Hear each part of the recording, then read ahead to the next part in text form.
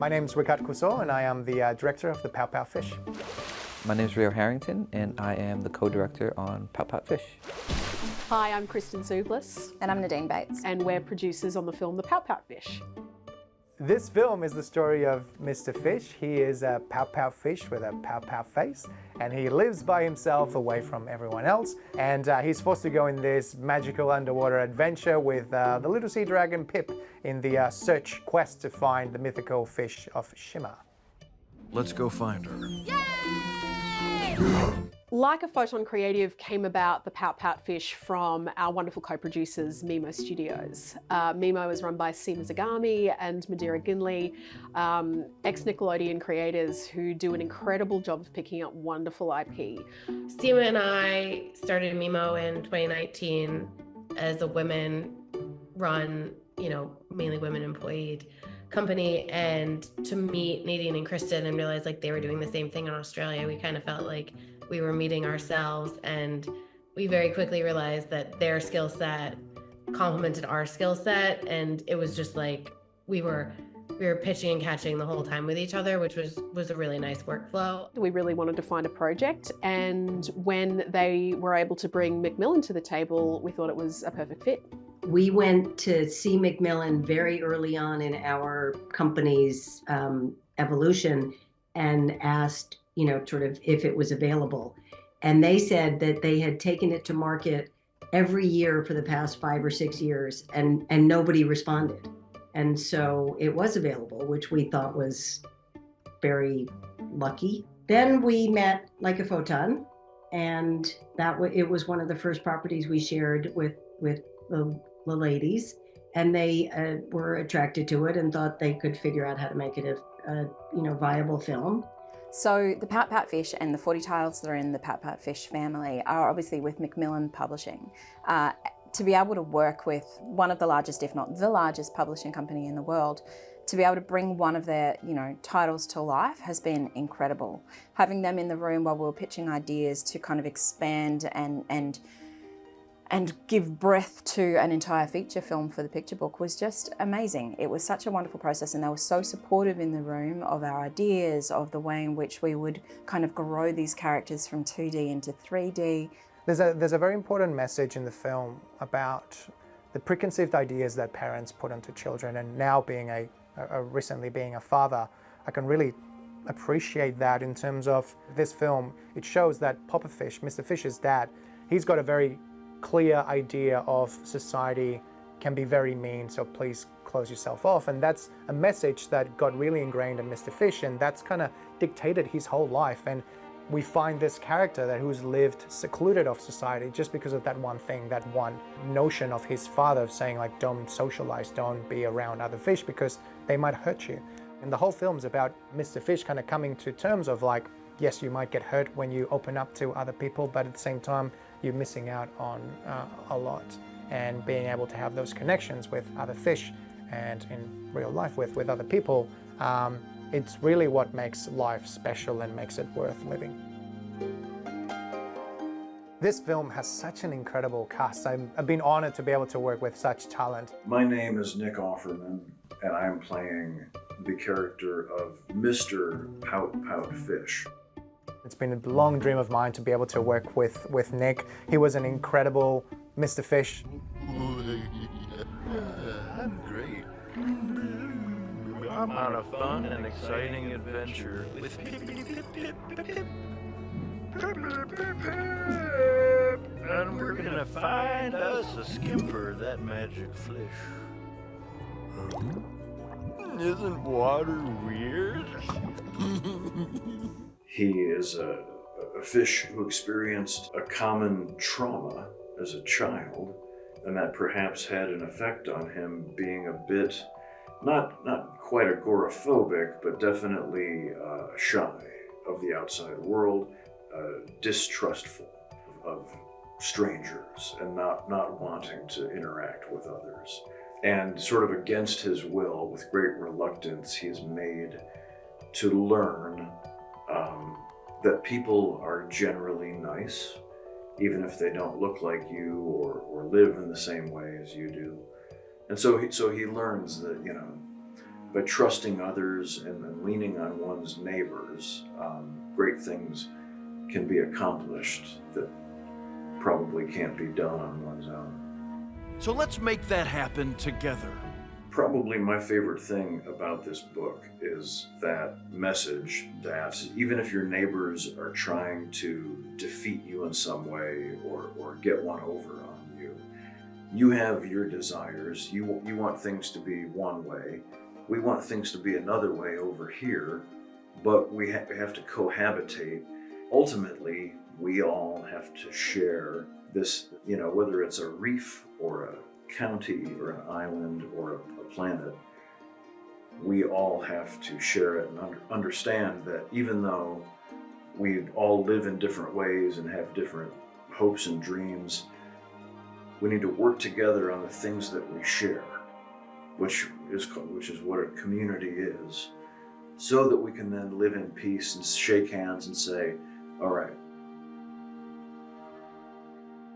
One thing that I've learned in my business as an actor, quite often, my life is still filled with a lot of rejection. Nonetheless, I am human, and so I think that yes, I can't help but internalize these things somewhat, and so when something like that happens to me, what I've learned is I can do one of two things. I can wallow in it,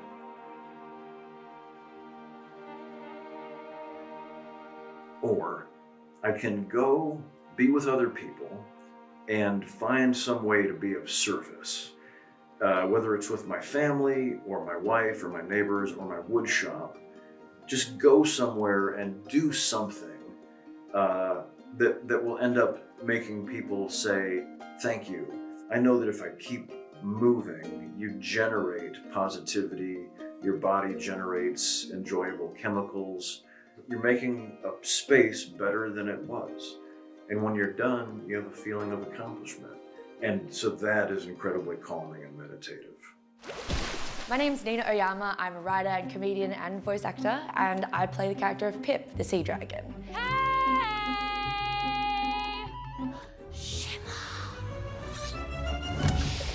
I did! I whispered it! It's not like I was like, Shimmer! Did someone say Shimmer? She is very cute and very insistent and very determined, but she's also really helpful. Like, I think she has a bit of a bleeding heart, so she always wants to help people in need. And I think she also wants to help Mr. Fish, and she brings him out of his shell. Well, he doesn't have a shell, but she brings him out of his, house and with his keep out sign and sort of forces him into the real world. Over the course of the film, I think Pip is very driven by the desire to have a new home so that she can still be part of her family, even when her parents have 300 kids and she's sort of pushed out of the picture. And I think she sort of just wants to, belong to something. I think that she's afraid of change, basically. And I think that she has to learn that change is inevitable and sort of a positive thing. And so, at the beginning of the movie, she's like, I don't want to move out from my parents, and I want to stay and take care of these kids. And, if I don't get this house, I'll be irrelevant because everyone will be worried about these little children. But actually, what she really needs to do is learn to sort of move on, and that life happens, and yeah, it's okay if things change. Shimmer can grant my wish and I'll get a new home and everything won't change? I'd say Pip is the most extreme version of me. I really like how over the top she is. I like how she gets pretty aggro as well. She's really cute and sweet, and then she's suddenly rah, rah, rah. Yeah, I love that she can go from being extremely sweet and nice to just being extremely turbo, and I think I definitely relate to that. I don't know if I express it as outwardly as she does, but I definitely have that inside me.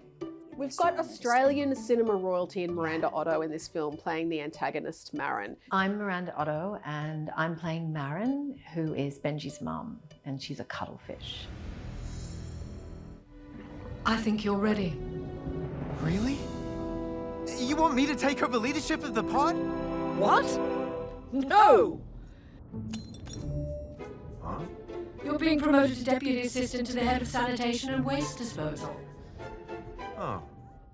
So So Marin, at the beginning of the film, she's the leader of the cuttlefish. She's in charge of the whole pod, and she's in this terrible position where she realizes that the only course that they have is to actually move from the home where they've always lived, because the kelp is growing over and they're not going to get enough sun. So they're going to have to move to another place. And it's a really difficult decision, but she's very sure that it's the right decision. She's very decisive. So Marin through the film is sort of frustrated with Benji because he's not really pulling his weight. He says he wants to be a leader, but then he just seems to be slowing the whole process down, and he seems to be sort of goofing off, and she doesn't understand what he's doing. But in the end, he actually comes up with a different approach. Another idea comes from sort of a sideways direction, and she's impressed that there was another way to think of this situation, another way to save their home, and he comes through with that. So she's slightly humbled in that moment, but not too much, because she's a pretty strong leader.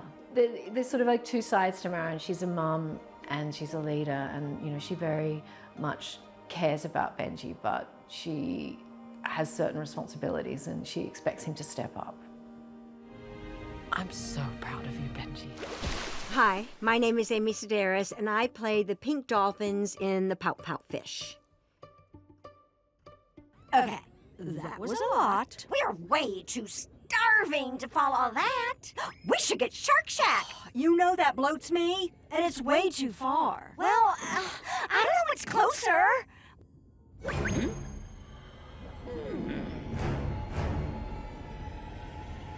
Hmm? They are. It's a squad of 3 dolphins, and they kind of feed off each other, and they're kind of a little bullyish, really. Mean girls. They're a tight squad. We all know them from high school. Brigida is the leader of the pack. She gets it, Karina. And the other 2 are really the comic relief, I would say. They just kind of follow her. They're just kind of like put the cherry on top of the whipped cream. They just punctuate whatever Brigida says. They can't say the wrong thing or they'll be in big trouble. What? I identify with all of them. I mean, you don't like the mean people, but it's so easy to be mean. It's so much fun to play mean. It's just a lot more fun to play mean. But when you see the animation, they're also just adorable and innocent. So you don't. It's harmless. It's just fun to play a little mean group. They own the ocean. They're leaders of the pack. Who doesn't want to play that? Hello, my name's Remy He, and I play Benji. Hey! What about Shimmer? The fairy tale wishing fish. She's not a fairy tale. I've seen the flashes of pink light at the top of the abyss. She's real. And if I can find her, I can wish the kelp away and keep her home. At the start of the movie, Benji is like the prince of the kingdom, this undersea kingdom called the Abyss. And he owns this place. He's young, he's adventurous, he loves to have fun, he knows everyone. What he doesn't know is that there is this impending danger to the world that he knows, and he's going to have to set out on an adventure to save it. He realizes that there is an answer that he is convinced is going to be the thing that saves his world, and everyone's telling him, no, like, that's not the way.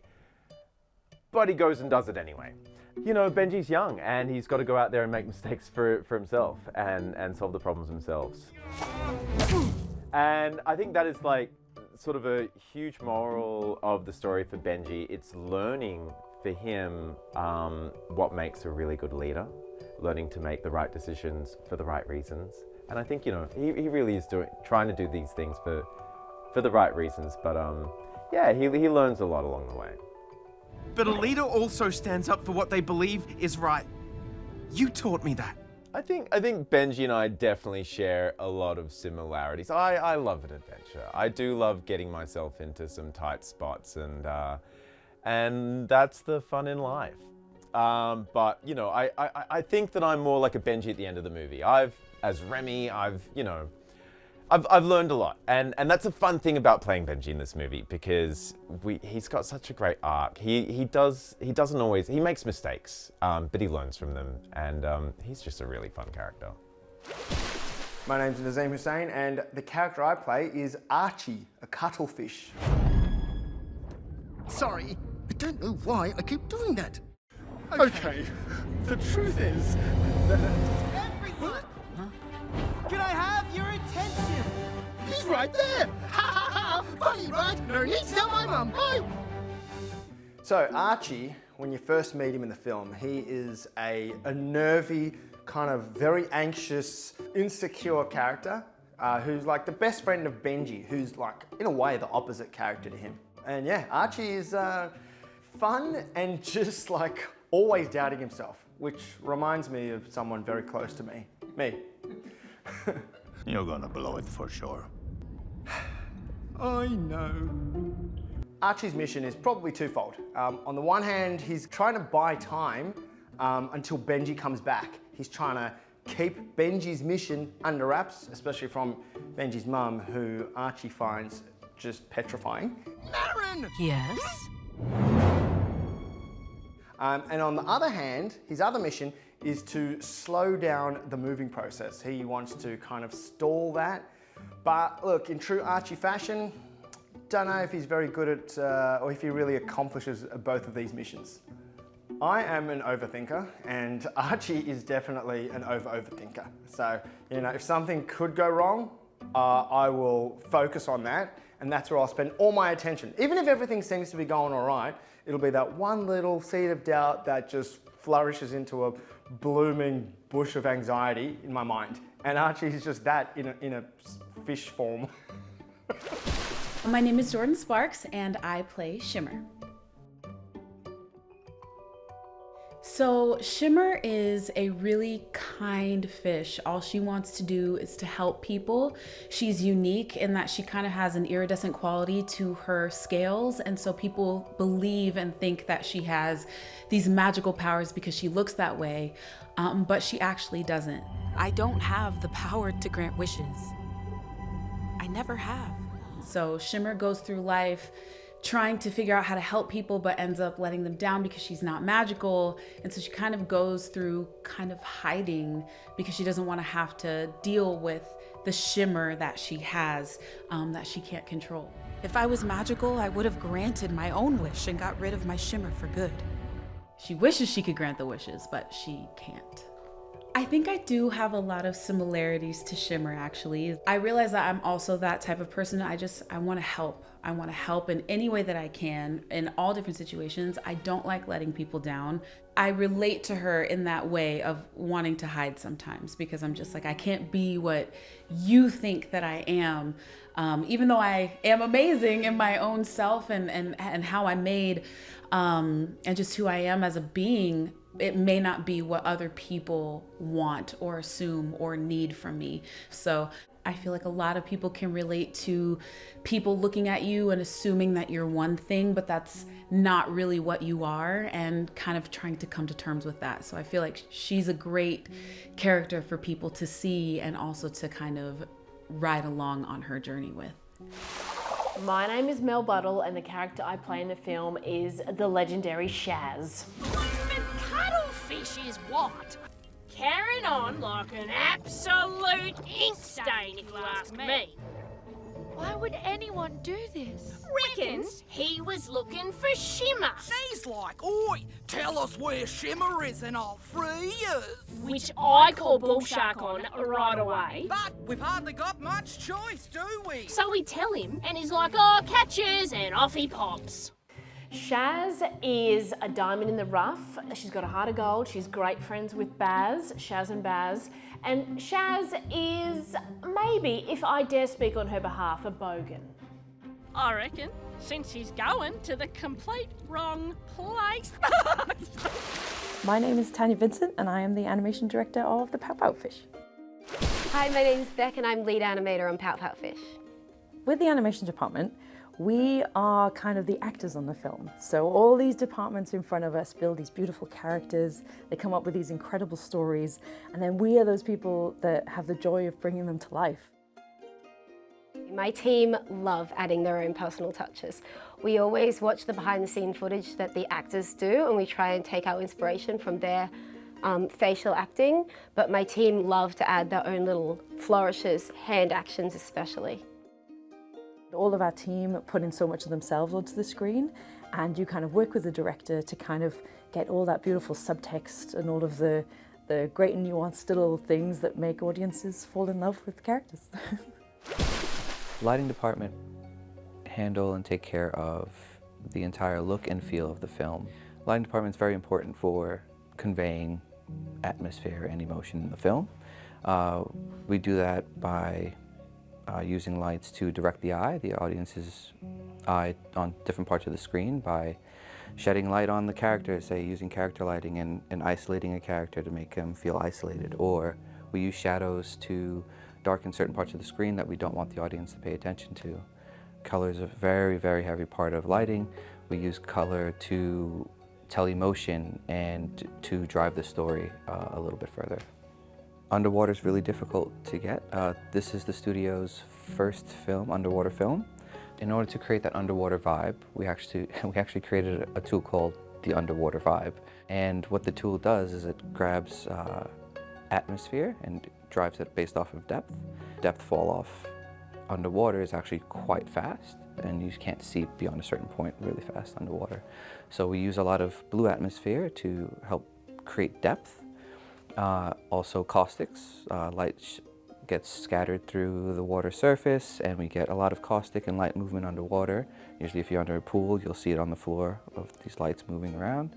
And to create the sense of atmosphere, we use what we're calling them water motes, or particulates in the water floating around, and that helps give an idea that it's not just air around them, that it actually has a bit of atmosphere and depth to it. I'm Robert Brady, and I supervise the asset team on the Pout-Pout Fish. So everything on an animated movie needs to be created. The asset team is responsible for taking everything that's designed, every character, every environment, and every prop, and building them and making the movie. The process starts early in production, before the shot departments start, and they work very closely with the art departments. There's a lot of back and forth, and they take the designs from the art department and bring those assets to life. Look, there were very big challenges in the movie. One is the main character itself. Although Mr. Fish appears to be quite a simplistic character, he's just a fish. The reality is that the controls that we give the animators to work with, there's hundreds of controls in order to control the performance of Mr. Fish. And just in the face alone, there's over 400 individual joints that control his performance. This was the first time we were working in an underwater film, so there was a lot of things that we had to figure out. My biggest worry when I saw the scope of the film was that we would see all these big moving kelp forests in the background. When we first started, we talked about having the kelp as instances and they wouldn't be a big problem, but as the film started building out, kelp became a more and more massive part of the set, and I think it affected every department, including animation. The most difficult thing in the film was definitely kelp. It's an important part of the story, but it's also everywhere. It has to do a lot. Characters swim through kelp. It's always moving. There's scenes where it needs to be torn into pieces. And so as a result, we would have entire meetings just dedicated to talking specifically about kelp in the movie. I think we've been so lucky to have such an incredible crew on this team. I think that the team at Cosmic Dino, with the animation team, the lighting team, layout, assets, storyboards, everyone brought so much love and passion to this film. I think that they made it sing. We had incredible writers in the room, Elise Allen and Eli Chafani, and that writer's room was just a wonderful experience for us all. And Macmillan were in the room, and we all really connected with the source material, which was of course the Pout-Pout Fish book, New York Times bestseller, #1 on Amazon. It's an incredibly well-known, beautiful property. And we really, I think, came from a place of wanting to do the book justice because it's such a beloved property. We wanted to ensure that we captured the glum, gloomy swimmer, Mr. Fish, from the book, but also elevated it to a story that was worthy of the big screen. The hard thing about the Pout-Pout Fish is it's been around for so long. So not only are you creating these characters, some of them brand new that nobody's met before, but you're also paying homage to these people and characters that kids have grown up with and that they love. So our vision for the film was to make sure that we did them justice, but then also brought all these new people to life and make it feel like a really full world that, that people could fall in love with. I do feel this film is for everyone. I know it's a very cliche thing, being an animated family movie, but I think there's things that children and adults will gravitate to, and there's a message there for everyone.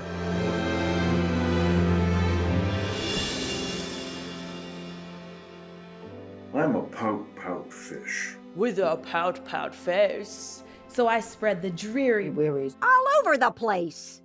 Blub. Blub. blub. Blub.